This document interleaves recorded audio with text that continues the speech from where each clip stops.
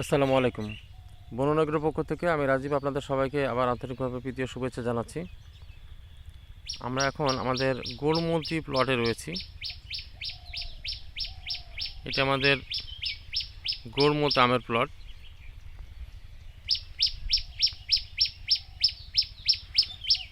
এই প্লটটিতে আজকে আমাদের স্প্রের কাজ চলছে।